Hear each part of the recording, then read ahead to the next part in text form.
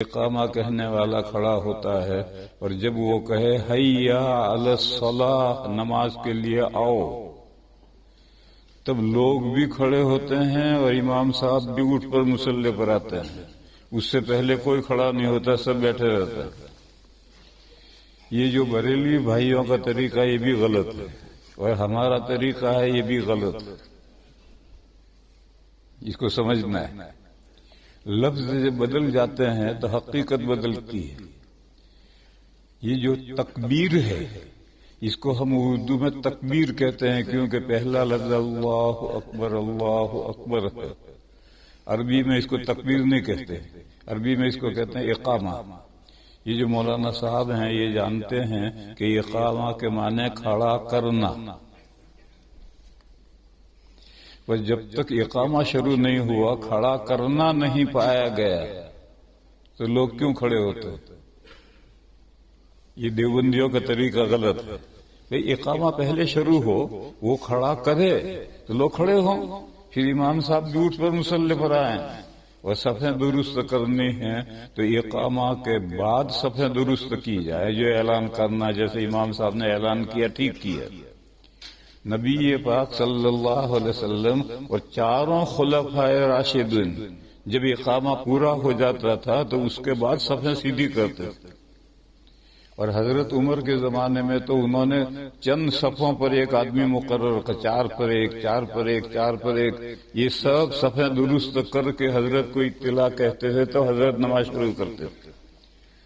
حضرت عثمان رضی اللہ تعالیٰ عنہ اور حضرت علی رضی اللہ تعالیٰ عنہ بھی اسی طریقے پر اقامہ کے بعد صفیں درست کرتے تھے، اور یہ سب روایتیں ترمذی شریف میں۔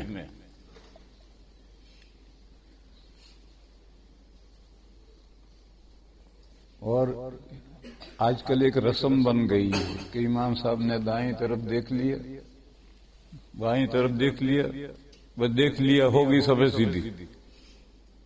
ارے اس طرح صفیں سیدھی نہیں ہوتی ہیں، ہدایت دو۔ اگر اتنی بڑی مسجد ہے، ممبر پہ چڑھ کر دیکھو کہ کون آگے پیچھے کھڑا ہے، کون کندھے ملا کر نہیں کھڑا، ان کو ہدایت دو۔ دارالعلوم دیوبند کے صدر مفتی حضرت مفتی سید مہدی حسن صاحب قدس سرہ، ایک چھتے کی مسجد کہلاتی ہے، دارالعلوم کے قریب میں ہے، اس میں معذوروں کے لیے اور جو لوگ پیچھے رہ گئے ہیں ان کے لیے جمعہ کی نماز ہوتی تھی۔ اصل جمعہ کی نماز جامع مسجد میں ہوتی تھی۔ تو حضرت مفتی صاحب خطبہ دیتے تھے ممبر پر، خطبہ دینے کے بعد وہیں کھڑے رہتے تھے، اور اقامہ کہنے والا اقامہ شروع کرتا تھا۔ اس نے اقامہ کر دیا، اس کے بعد حضرت وہیں کھڑے کھڑے، وہ لال ٹوپی والے ذرا آگے بڑھو، فلاں صاحب ذرا مل کر کھڑے رہو، ایسے پوری مسجد کی صفیں درست کر کے پھر نیچے اتر کر کے نماز شروع کرتے۔ تو صفیں درست کرنے کا وقت اقامہ کے بعد ہے، اور کھڑے ہونے کا وقت بھی اقامہ کے بعد ہے۔ تو ہم جب اقامہ شروع نہیں ہوا، کھڑا کرنا نہیں پایا گیا تو ہم کیوں کھڑے ہو گئے؟ معلوم ہے ہم بھی غلط ہیں۔ اور بریلوی کہتے ہیں کہ نہیں، حیا علی الصلاۃ پر کھڑے ہو۔ ارے بھئی اقامہ تو اللہ اکبر سے شروع ہوا، جب کھڑا کرنا پایا گیا تو کیوں کھڑے نہ ہو؟ تو وہ جو کہتے ہیں وہ بھی غلط ہے، اور ہم جو کرتے ہیں وہ بھی غلط ہے۔ صحیح کیا ہے؟ جب وقت ہونے والا ہو اور 5 سیکنڈ رہ جائیں تو اقامہ کہنے والا فوراً کھڑا ہو کر اقامہ شروع کر دے، پھر اس کے بعد لوگ کھڑے ہوں، اور امام صاحب کو صفیں درست کرنی ہو، 1-2 صفیں ہوں تو اس میں تو خاص کرنے کی ضرورت نہیں پیش آتی، مگر عید میں، جمعہ میں لمبا مجمع ہوتا ہے تو وہاں پوری صفیں درست کرنے کی ضرورت ہوتی ہے۔ تو حضرت مفتی صاحب منبر پر ہی کھڑے رہتے تھے، اور اقامہ ختم ہونے کے بعد پوری مسجد کی صفیں درست کر کے پھر نیچے آ کر نماز شروع کرتے تھے۔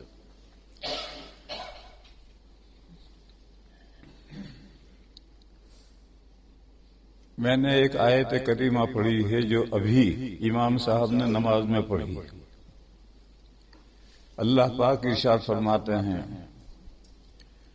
اگر ہم یہ قرآن پاک پہاڑ پر اتارتے ہیں، لو انزلنا هذا القرآن على جبل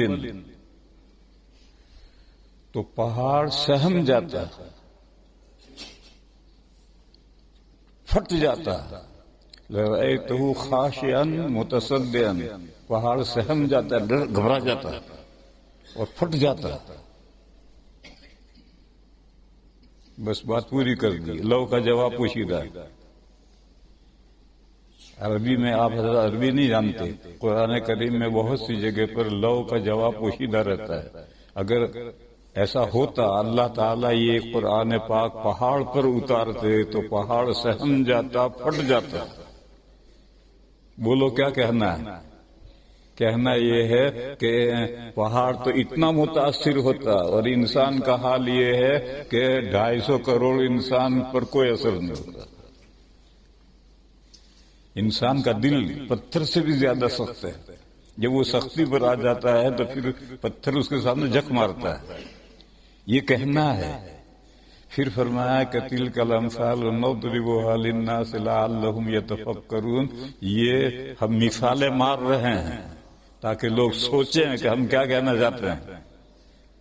اللہ پاک فرماتے ہیں کہ یہ مثال ہم نے ایک ماری ہے تاکہ لوگ سن کر سوچیں کہ اللہ پاک کیا فرما رہے ہیں. تو یہ قرآن کریم اتنی تاثیر رکھتا ہے.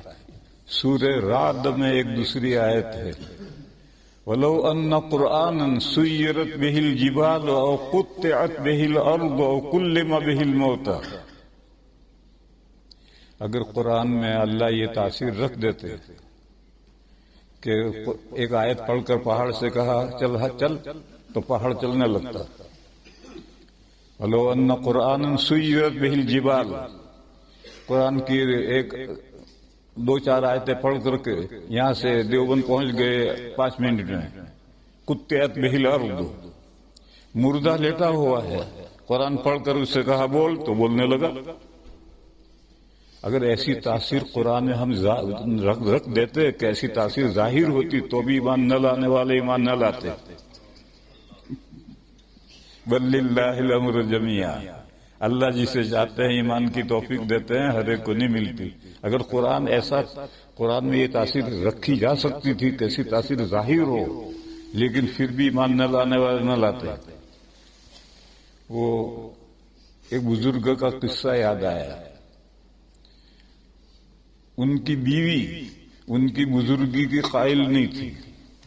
یہ قصہ حضرات نے سنا ہوگا.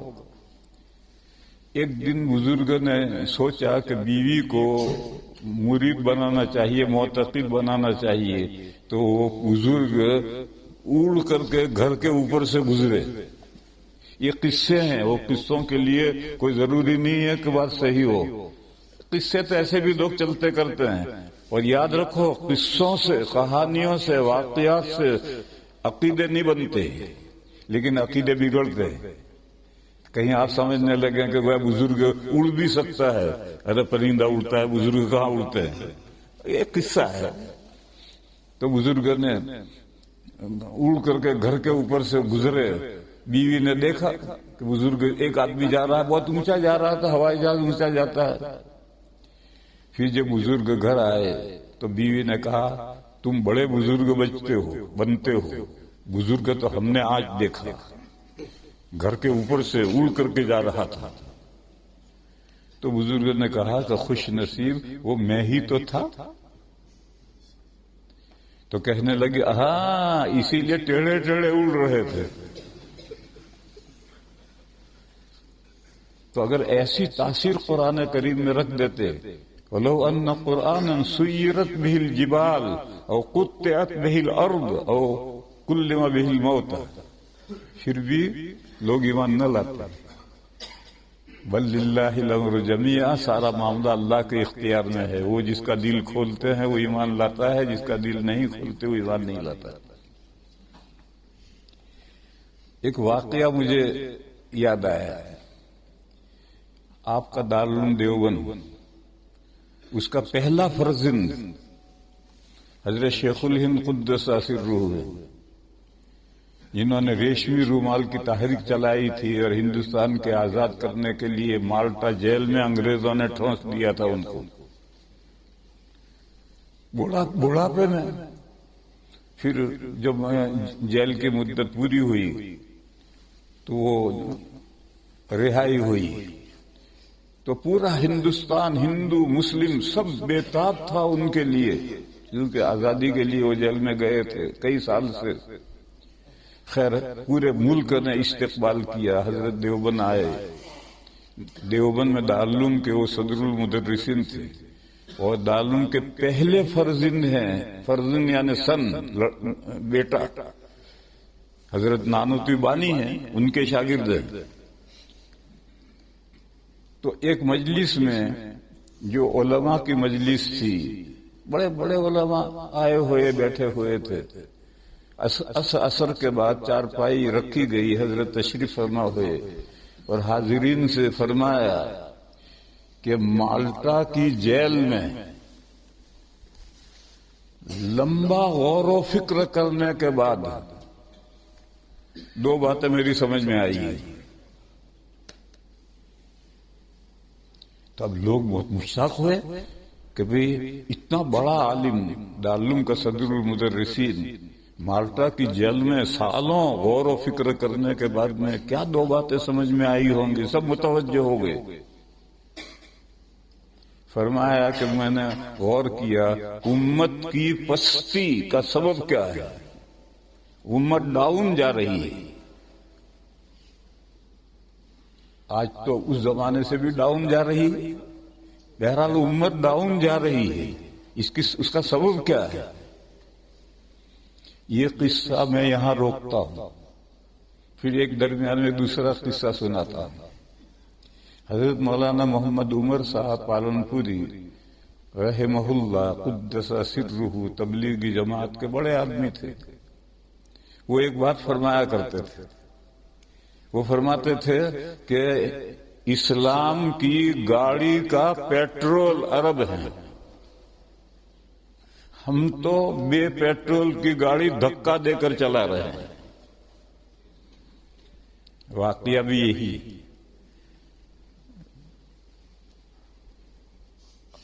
نبی پاک صلی اللہ تعالی علیہ وسلم کو اللہ نے جو جزیرت العرب میں مبعوث کیا ہے تو بلا وجہ نہیں کیا ہے، اس قوم کے اندر کچھ خصوصیات ہیں، کچھ خوبیاں ہیں۔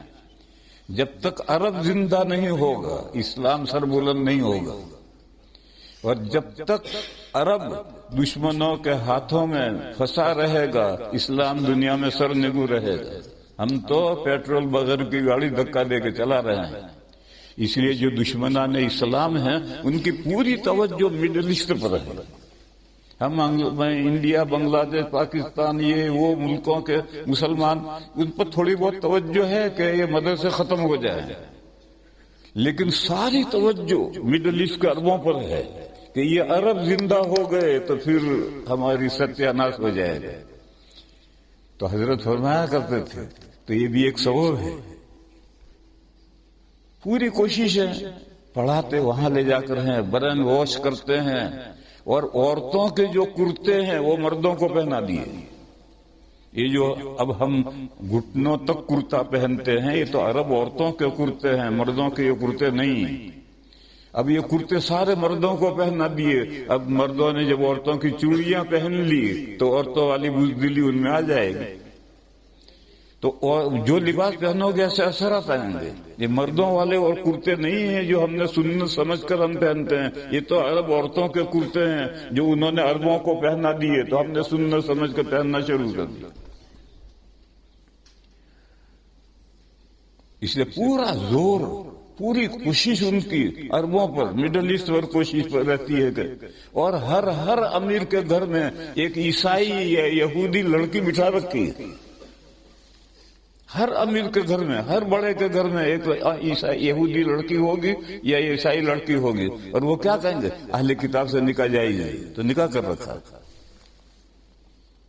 یہ تو میں نے درمیان میں مولانا محمد عمر صاحب رحمۃ اللہ علیہ کی بات کہی ہے، اصل تو وہ بات لوگ ہے۔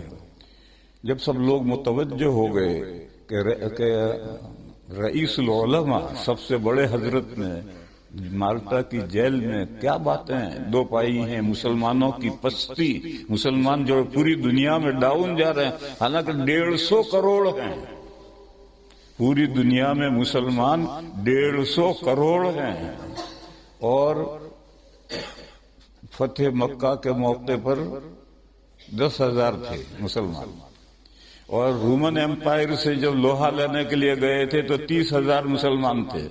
ان کو ہمت نہیں ہوئی آنکھیں ملانے کی، سامنے مقابلے میں نہیں آئے.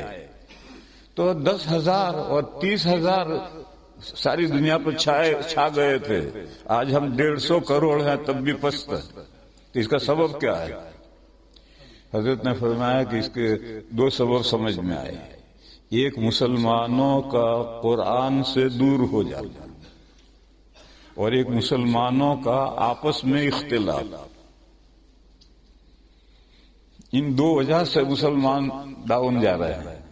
اگر قرآن کریم سے قریب ہو جائیں، جو عربی جانتا ہے وہ تو براہ راست تو قرآن سے قریب جائے گا، سمجھے گا، اور جو عربی نہیں جانتا وہ دنیا میں ہر زبان میں ترجمے ہو چکے ہیں، ان ترجموں کی مدد سے قرآن کریم کو سمجھے گا، اور قرآن کریم کیا فرما رہا ہے اس پر عمل کرے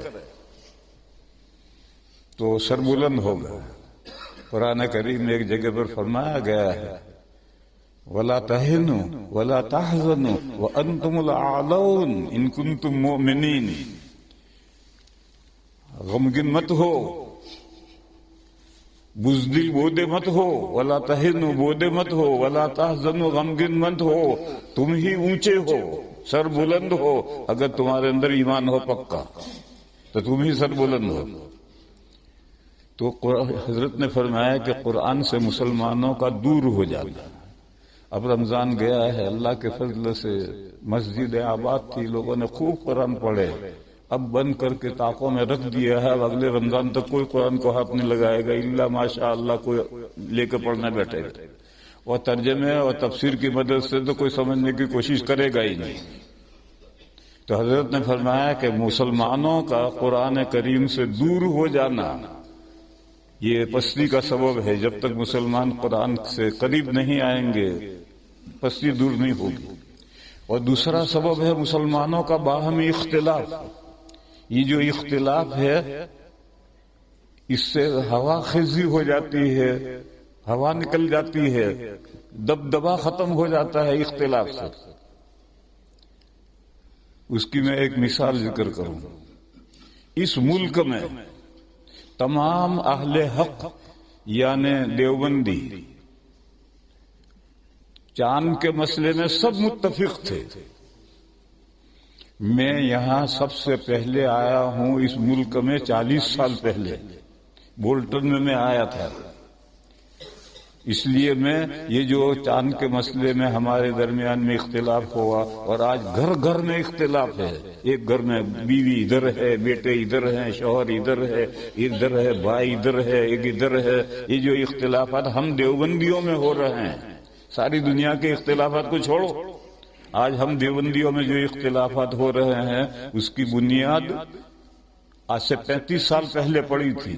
اور میں یہاں اس ملک میں 40 سال سے آ رہا ہوں، اس لیے مجھے پوری تفصیلات معلوم ہے. آپ کو اتنی معلومات نہیں جتنی مجھے معلوم ہے.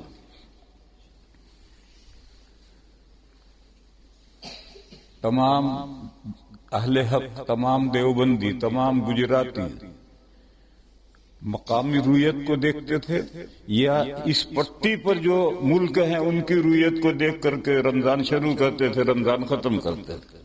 اس پٹی پر مراکش آتا ہے، پھر آگے ساؤتھ افریقہ آتا ہے، وہاں بھی اپنے لوگ ہیں. یہ پوری لمبی پٹی ہے. اس پٹی پر یا تو لندن میں یہی دیکھو کہ لندن میں چاند نظر نہیں آتا. کس نے کہا نظر نہیں آتا؟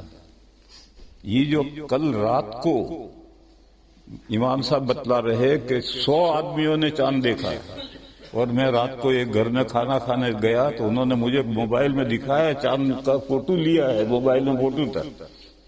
تو کس نے کہا لندن میں نظر نہیں آتا؟ دیکھنا نہیں ہے اس لیے کہ نظر نہیں آتا. دیکھو تو صحیح، نظر آتا ہے نہیں آتا تو دیکھنا تو ہے ہی نہیں، اور کیا نظر نہیں آتا؟ کس نے کہا نظر نہیں آتا؟ بادل کبھی ہٹتے بھی ہیں، کبھی بادل کم ہوتے ہیں، کبھی بادل نہیں ہوتے ہیں، تو سب کچھ دیکھتے. تو سب سے پہلے تو مقامی رویت اب خود دیکھو چاند کو اور اس سے رمضان شروع کرو، رمضان ختم کرو۔ اور اگر کبھی ایسا بھی ہوتا ہے کہ بادل چھائے ہوئے ہیں، چاروں طرف کوئی دیکھنے کا امکان نہیں، بولٹن میں ایک مرتبہ ہم رمضان کا چاند دیکھنے کے لیے گئے، اور ایک وہاں ونٹر ہیل ہے، بہت اونچی ٹیلا، مٹی کا ٹیلا ہے، بہت اونچا، ونٹر ہیل نام ہے اس کا۔ اس کے اوپر ہم سب چڑھے، 10-15 آدمی تھے۔ وہاں چڑھ کر کے اب ہم آپس میں غور کر رہے کہ سورج غروب کدھر ہوا، یہی نہیں پتا چل رہا، کوئی کہ ادھر غروب ہوا، دوسرا کہتا ادھر غروب ہوا، تیسرا کہتا ادھر غروب ہوا۔ یعنی اس ونٹر ہل پر چڑھ کر کے ہم یہ بھی متعین نہیں کر سکے کہ سورج غروب کدھر ہوا، تو کیسے دیکھیں گے چاند؟ ایسا کبھی ہو جاتا ہے۔ تو ایسا اگر ہو جائے تو پھر اس پٹی پر جو دوسرے ملک آئے ہیں جہاں کا ویدر صاف ہوتا ہے، وہاں کے چاند کا اعتبار کرتے تھے ہم، اور سب ہم متفق تھے۔ قرآن کریم کا یہی حکم ہے، فرمایا فمن شہد منکم الشہر فلیصمہ، جو شخص، اوپر سے آیت ہے شہر رمضان الذی انزل فیہ القرآن ہدی للناس وبینات من الہدی والفرقان فمن شہد منکم الشہر فلیصمہ۔ فرمایا کہ یہ جو قرآن پاک ہے یہ رمضان شریف میں اتارا گیا ہے، اور یہ رمضان کے روزے کیوں رکھے ہیں؟ اس لیے کہ اس مہینے میں قرآن پاک اترا، اور نبی پاک صلی اللہ علیہ وسلم نے اس مہینے میں تراویح مسنون کی ہے۔ قرآن میں تراویح کا ذکر نہیں ہے، حدیث میں ہے، تراویح مسنون کی ہے، تاکہ وہ جو قرآن رمضان میں اترا ہے پورے رمضان میں ایک مرتبہ اسے پڑھا جائے اور سب لوگ سنیں۔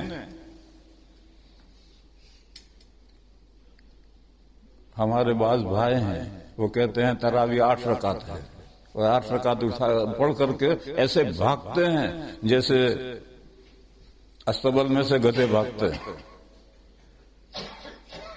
وہ پورا قرآن کہاں سنتے ہیں؟ وہ تو 8 رکعت کے بقدر قرآن سنتے ہیں، باقی تو 12 رکعت کا قرآن تو وہ سنتے ہی نہیں۔ اور یہ تو تراویح تو مقرر ہی کی گئی تھی کہ تاکہ پورے رمضان میں پورا قرآن لوگ سنیں، یہ محروم پورا قرآن سن ہی نہیں پاتے۔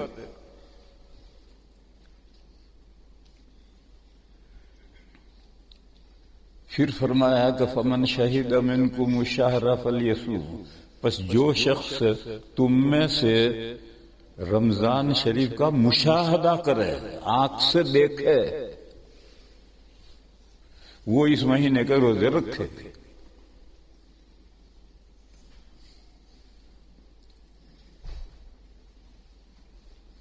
اور حدیث شریف میں کیا فرمایا؟ میری مسجد ہے اسلام فور ہیل میں، وہاں انہوں نے باہر میں پیسیج میں ہی پورا بورڈ لگا رکھا ہے، اس نے ایک حدیث لکھ رکھی ہے صوموا لرؤیتہ وافطروا لرؤیتہ، چاند دیکھ کر روزے شروع کرو اور چاند دیکھ کر روزے ختم کرو۔ اگر چاند چھپا دیا جائے تو پھر 30 دن پورے کر کے رمضان شروع کرو یا شوال کی عید کرو۔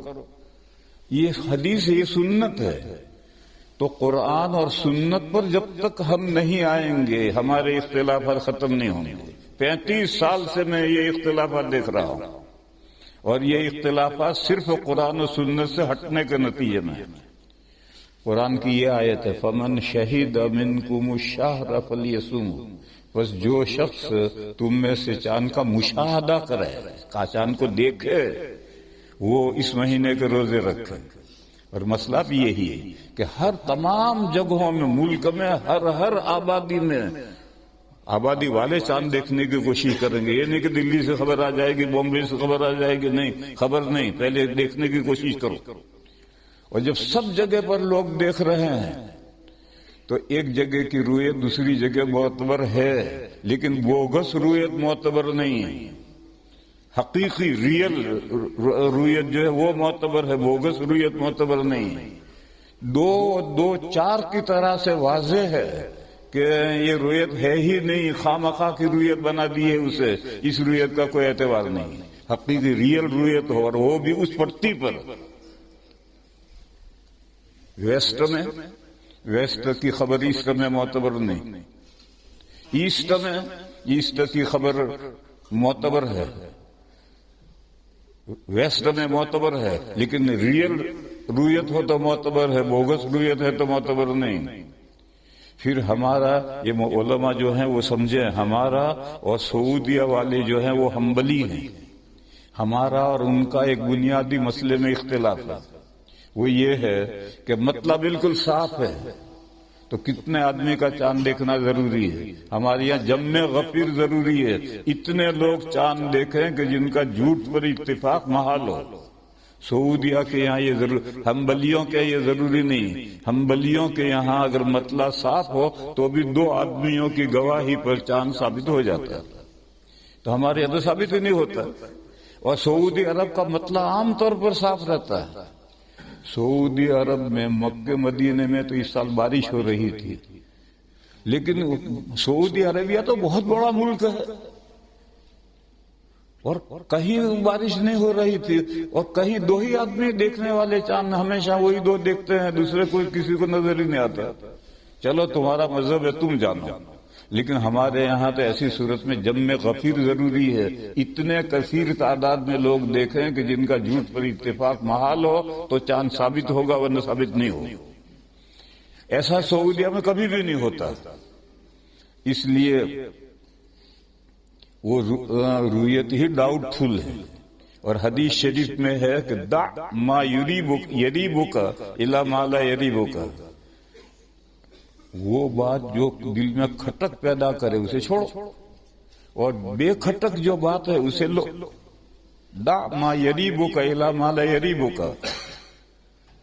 تو جب ہم جانتے ہیں کہ جو گواہی دے رہا ہے اور وہ آدمی گڑبڑ ہے تو اس کو لینے کی کیا ضرورت ہے؟ آپ کا ملک میں اولاً تو آپ اپنے ملک میں چاند دیکھو، اور پھر جو ہماری پٹی ہے اس پٹی پر شمال اور جنوب تک، نارتھ اور ساؤتھ تک جہاں سے بھی خبریں آئی ہے معتبر ہے۔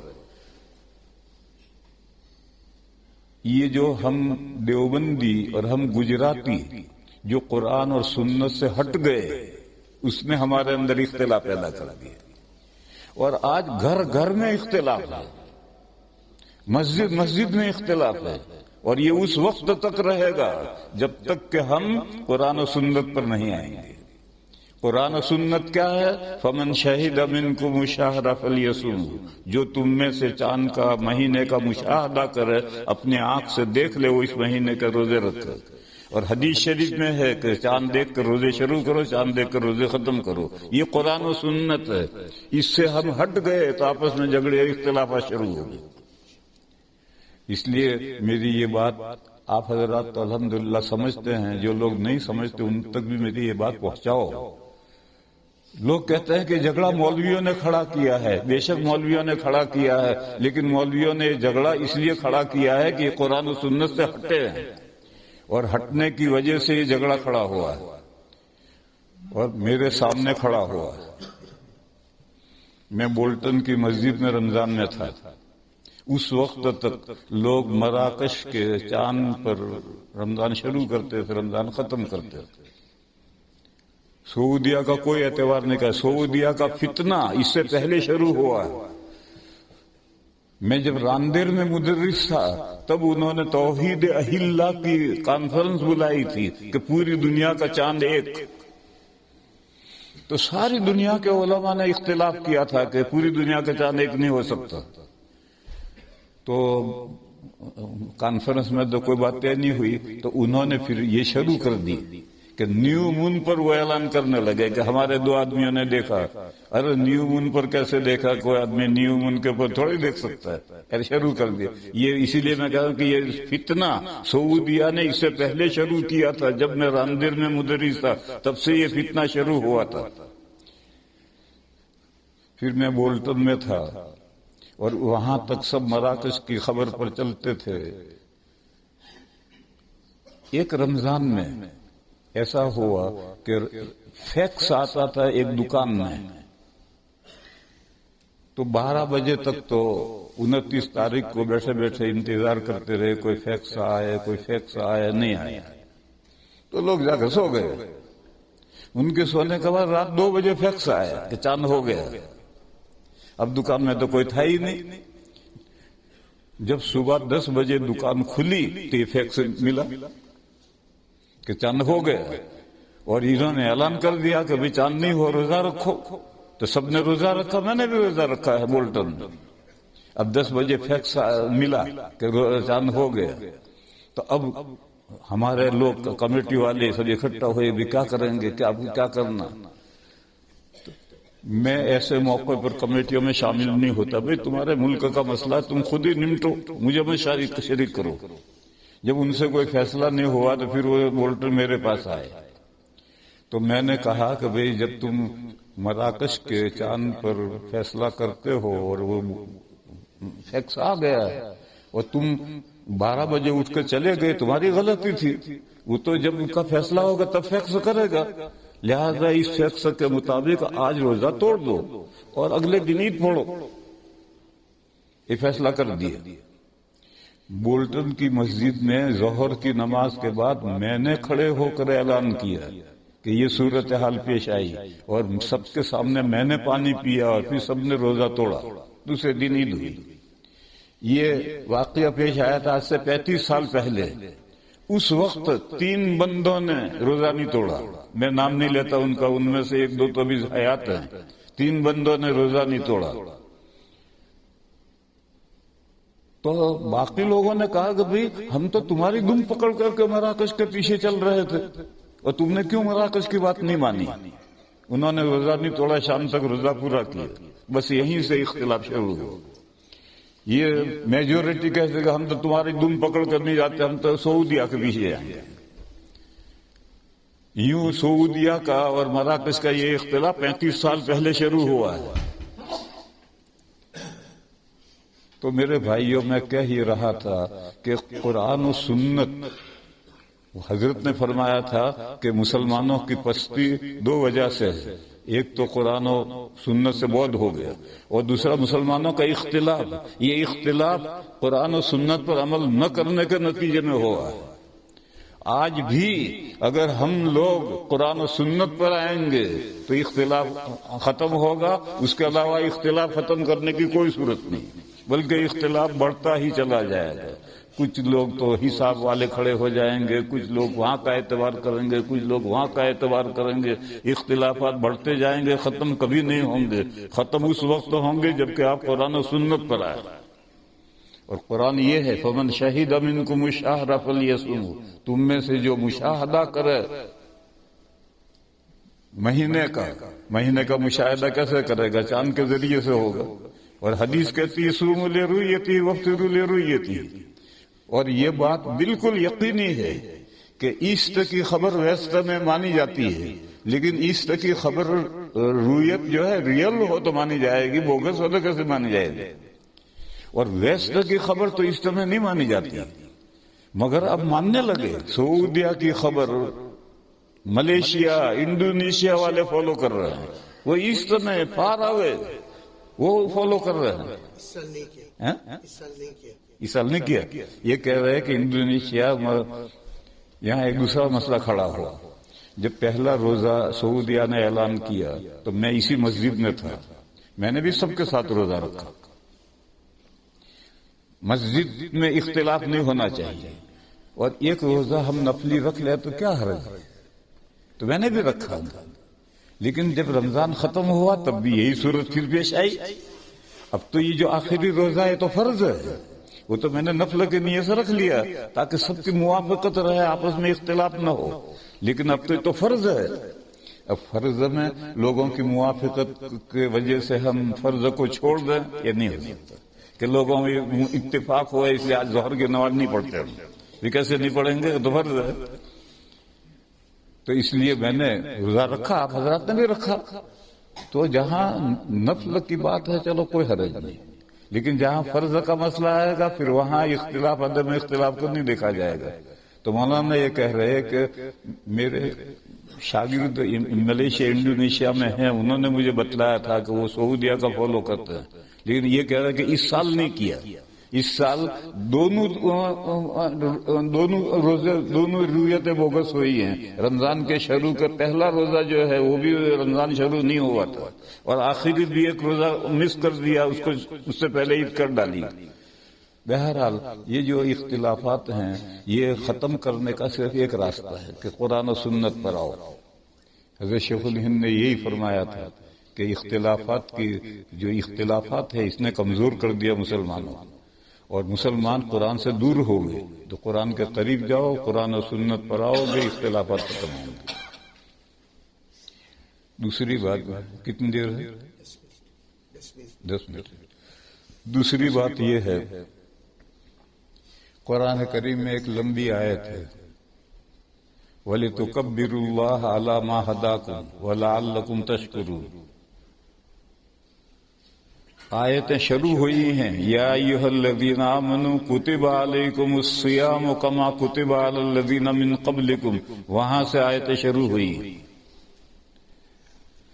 اور روزوں کو فرض کرنے سے پہلے 7 طرح سے ذہن سازی کی گئی ہے. اور ذہن سازی جو کی جاتی ہے اس میں کبھی وقفہ رکھا جاتا ہے اور کبھی وقفہ نہیں رکھا جاتا. دیکھو شراب حرام کی تو عربوں کی گٹی میں پڑی ہوئی تھی، جیسے یورپینوں کی گٹی میں شراب پڑی ہوئی ہے ایسے ان کی گٹی میں پڑی ہوئی تھی. تو 4 مرحلوں میں قرآن نے شراب کو حرام کیا. ایک مرحلہ، پھر وقت ایک عرصے کے بعد دوسری آیت، تیسری آیت، چوتھی آیت میں حرام. تو بیچ میں وقفہ ہوتا ہے. روزوں کے بارے میں جو ذہن سازی کی ہے اس میں بیچ میں وقفہ نہیں کیا، مسلسل ہی 7 طرح سے ذہن سازی کی، اور ذہن سازی کر کے پھر روزوں کا حکم دیا کہ جو مہینے کا مشاہدہ کرے وہ روزے رکھے. پھر آگے فرمایا کہ اگر کوئی بیمار ہے یا کوئی سفر میں ہے اور روزہ نہ رکھنا چاہے نہ رکھے، اور جتنے روزے جائیں گے اتنے روزے بعد میں قضا کرنے. پھر فرمایا یرید اللہ بکم اليسر ولا یرید بکم العسر. اللہ تعالیٰ تم پر آسانی کرنا چاہتے ہیں، تم کو پریشان سختی میں تنگی میں نہیں ڈالنا چاہتے. بیمار ہے بیچارہ، کیسے روزہ رکھے؟ تو اللہ نے کہا مت رکھ. سفر میں ہے، عرب کا گرمی کا سفر ہے، پہاڑوں کا نہیں برداشت ہو سکتا، مت رکھ. گھر جب جائے اس وقت قضا رکھ لیجئے. یہ اللہ نے سہولت کی. یرید اللہ بکم اليسر ولا یرید بکم العسر وَلِتُكْمِلُوا الْعِدَّةَ. فرمایا کہ اللہ یہ چاہتے ہیں کہ گنتی پوری ہو جائے. 5 روزے بیماری میں گئے، 5 روزے قضا رکھ لیے، گنتی پوری ہو گئی. 5 روزے سفر میں گئے، گھر آ کر 5 روزے رکھ لیے رمضان کے بعد، تو گنتی پوری ہو گئی. مقصد ہے 30 روزے 29 روزے کرنے ہیں. اگر بیماری کی وجہ سے نہ رکھ سکو، سفر کی وجہ سے نہ رکھ سکو تو مس کرو، بعد میں رکھ کر گنتی پوری کر دیو. وَلِتُكْمِلُوا الْعِدَّةَ. پھر فرمایا وَلِتُكَبِّرُوا اللَّهَ عَلَى مَا هَدَاكُمْ، اور تاکہ تم اللہ کی بڑائی بیان کرو اس بات پر کہ اللہ نے تمہیں راہ راست دکھائی. آج کروڑوں انسان ہیں ان کو دولت ایمان نصیب نہیں ہے. اللہ نے اپنے فضل و کرم سے ہمیں ایمان کی دولت دی ہے اور ہم اللہ کا دین پہچانتے ہیں. یہ اللہ کا فضل ہی تو ہے، اس پر تم اللہ کی بڑائی بیان کرو. وَلِتُكَبِّرُوا اللَّهَ عَلَى مَا هَدَاكُمْ. نبی پاک صلی اللہ علیہ وسلم نے اس آیت کریمہ میں سے عید کی نماز میں تکبیریں بڑھائی. یہ جو تکبیرات زوائد ہیں وہ اس آیت کریمہ سے حضور نے نکالی ہیں. نماز میں اللہ کی بڑائی بیان کرو. پھر روایتیں 2 ہیں. ایک روایت میں 6 تکبیریں ہیں، پہلی رکعت میں 3، دوسری رکعت میں 3، اور ایک رکعت میں 12 تکبیریں ہیں، پہلی رکعت میں 7، دوسری رکعت میں 5، اور دونوں حدیثیں ضعیف ہیں. یہ بھی ضعیف ہے، یہ بھی ضعیف ہے. پھر فقہا میں اختلاف ہوا. حنفیہ نے 6 تکبیروں والی روایت لی، اس لیے کہ جب یہ تکبیرات زوائد ہیں تو زوائد جتنے کم سے کم ہوں وہ بہتر ہے. اور ائمہ ثلاثہ 3 اماموں نے 12 تکبیروں والی روایت لی کہ یہ نماز کا زیور ہے اور دلہن کو جتنا زیادہ زیور لاد دو اتنا اچھا ہے. یوں اختلاف ہو گیا. بہرحال اختلاف جب ہو گیا تو ان اماموں کے ماننے والے 12 تکبیریں کہتے ہیں. پہلی رکعت میں 7 تکبیریں کہتے ہیں، دوسری میں 5 کہتے ہیں، ہم 6 کہتے ہیں. یہ جو 6 ہیں اور 12 ہیں یہ اس آیت میں سے حضور نے نکالی ہے. وَلِتُكَبِّرُوا اللَّهَ عَلَىٰ مَا هَدَاكُمْ. پھر واو آیا عاطفہ اور فرمایا وَلَعَلَّكُمْ تَشْكُرُونَ، اور تاکہ تم اللہ کا شکر بجا لاؤ. یہ عام بات ہے. ہم جو دعا کرتے ہیں نماز عید کے بعد دعا کرتے ہیں یہ وَلَعَلَّكُمْ تَشْكُرُونَ ہے، اور اس کے بعد متصلاً آیت آئی ہے وَإِذَا سَأَلَكَ عِبَادِي عَنِّي فَإِنِّي قَرِيبٌ. تو یہ دعا یہ بھی اللہ کا شکر بجا لانا ہے. اس کے علاوہ ہم جو صدقہ فطر نکالتے ہیں یہ بھی اللہ کا شکر بجا لانا ہے. حدیث شریف میں فرمایا گیا کہ ہمارے روزوں میں کچھ نہ کچھ گڑبڑ رہ ہی جاتی ہے اور خیرات سے اللہ تعالیٰ کا ناراضگی دور ہوتی ہے تو روزے پاک ہو جاتے ہیں. تو صدقہ فطر ادا کرنا ہے نماز سے پہلے تاکہ ہمارے روزے پاک ہوں اور پھر اس کے بعد ہم آ کر کے دوگانا پڑھیں. تو آج ہمیں دوگانا پڑھنا ہے اور 6 زائد تکبیروں کے ساتھ پڑھنا ہے. اور لوگ عام طور پر جانتے ہیں، بڑے تو جانتے ہیں، چھوٹے جو ہیں نئے جو ہیں ان کو بتانا پڑتا ہے. پہلی رکعت نیت کرو. نیت عقد قلب کا نام ہے، دل کے ارادے کا نام ہے. وہ ہم اس کو ارادہ کر کے ہی تو مسجد میں آئے ہیں کپڑے نئے نئے پہن کر کے، بس یہی نیت ہے. البتہ جب آپ کھڑے ہوں گے تو آپ کو اقتداء کی نیت کرنی ہے کہ میں امام کی اقتداء میں نماز پڑھ رہا ہوں. یہ نیت ضروری ہے کیونکہ انجن کے ساتھ ڈبے نہیں لگیں گے تو دلی کیسے پہنچیں گے؟ ڈبوں کے لیے ضروری کہ انجن کے ساتھ لگے جبھی تو دلی پہنچیں گے.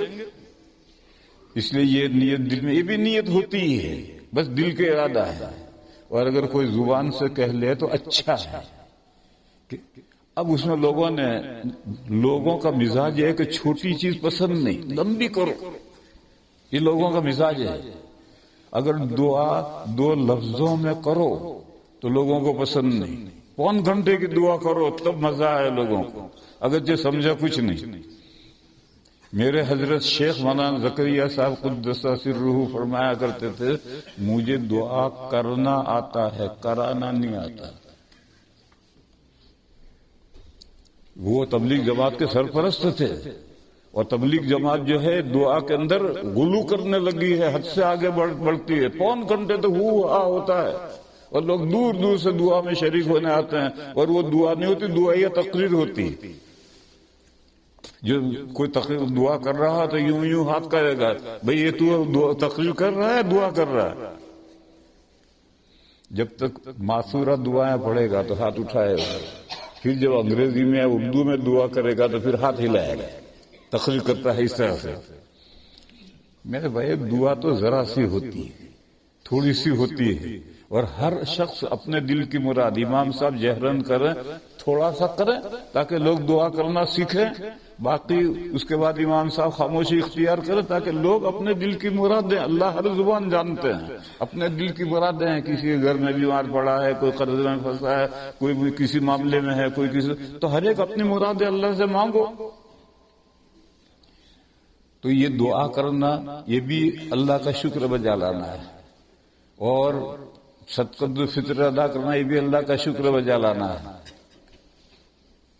تو جب کھڑے ہوئے، دیکھو اذان اور اقامہ صرف فرض نمازوں کے لیے، فرض نمازوں کے علاوہ کے لیے نہ اذان ہے نہ اقامہ ہے. جب امام صاحب نے ممبر پر چڑھ کر ساری مسجد کی صفیں درست کی اور جب پھر وہ اتر کر مصلی پر آئے، نماز شروع ہونے والی ہے، تو دل میں نیت کرو، زبان سے بھی کہہ لو اچھا ہے. پھر اس کے بعد میں تکبیر تحریمہ کہہ کر ہاتھ باندھ لو اور ثنا پڑھو، جو ہر نماز میں ہم ثنا پڑھتے ہیں. جب ثنا پوری ہو جائے تو اب رکو. پھر اس کے بعد امام صاحب جب ثنا سے فارغ ہوں گے تو وہ ہاتھ اٹھا کر کے اللہ اکبر کہیں گے، تو آپ بھی ہاتھ اٹھا کر کے اللہ اکبر کہہ کر ہاتھ چھوڑ دو. پھر امام صاحب 3 مرتبہ سبحان اللہ سبحان اللہ سبحان اللہ اتنا وقفہ کریں گے، اور اتنا وقفہ کر کے دوسری تکبیر کہیں گے ہاتھ اٹھا کر. تو اس وقت آپ بھی ہاتھ اٹھا کر کے اللہ اکبر کہہ کر ہاتھ چھوڑ دیں. پھر اتنا وقفہ کر کے پھر امام صاحب تیسری تکبیر کہہ کر ہاتھ باندھ لیں گے تو آپ بھی باندھ لیں. پھر آگے ذمہ داری امام صاحب کی ہے.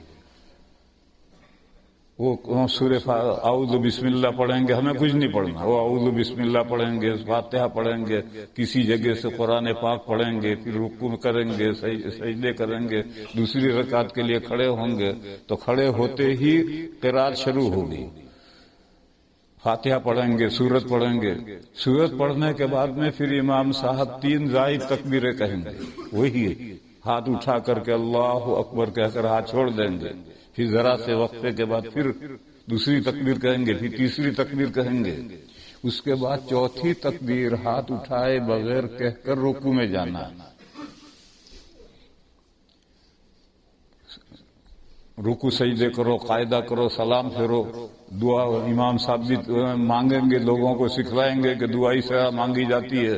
پھر خاموش ہوں گے، لوگ بھی اپنی اپنی دعائیں اپنے دل کی مرادیں مانگیں گے. پھر دعا مانگنے کے بعد میں پھر امام صاحب خطبہ دیں گے، 2 خطبے دیں گے. یہ خطبے سننا واجب ہے، اور ہر خطبہ سننا واجب ہے. جمعہ کا خطبہ سننا بھی واجب ہے، عیدین کے خطبے سننا بھی واجب ہے، حتیٰ کہ نکاح کا خطبہ سننا بھی واجب ہے. لہذا لوگ اپنی اپنی جگہ بیٹھے رہیں اور دونوں خطبے سنیں، اگرچہ سمجھ میں نہ آئے. لوگ کہتے ہیں جب سمجھ میں نہ آئے تو کیا سنیں گے؟ ارے بھائی جو نماز میں فاتحہ اور سورت پڑھتے ہیں تو کہاں تیری سمجھ میں آتا ہے، اور پھر بھی سنتا ہے، اور سننا واجب ہے. تو اسی طرح سے یہ بھی سنو غور سے، اور سننے کے بعد میں پھر اب خطبہ ثانیہ میں امام صاحب دعا کرتے ہیں. اس لیے علماء میں اختلاف ہے کہ نماز کے بعد دعا ہے یا نہیں. بعض علماء کہتے ہیں کیونکہ 5 نمازوں میں ہے، اور بعض علماء کہتے ہیں کہ نہیں، عیدین میں دعا نہیں ہے، وہ تو خطبہ ثانیہ میں دعا ہے. بہرحال ہمارے یہاں یہی ہے کہ عیدین کے بعد بھی دعا کرتے ہیں، خطبے میں بھی دعا کرتے ہیں. خطبہ ختم ہوا، کھیل ختم، پیسہ ہضم. اب کیا کرتے ہیں لوگ؟ کھڑے ہوتے ہیں، اچھل کود کرتے ہیں اور معانقے کرتے ہیں. خوشی کا دن ہے، کرو، لیکن دروازے سے باہر جا کر، سڑک پر کرو، پیسج میں کرو، گھر جا کر کرو. عیدگاہ میں علماء اس کو رسم قرار دیتے ہیں. تو جس بات کو علماء نے رسم قرار دیا ہے اس سے ثواب ضائع کرنے سے کیا فائدہ ہے؟ اس لیے خوب مسابے بھی کرو، معانقے بھی کرو، لیکن عیدگاہ سے نکل کر کے باہر جا کر پیسج میں یا گھر جا کر دن بھر کرتے رہو، کون منع کرتا؟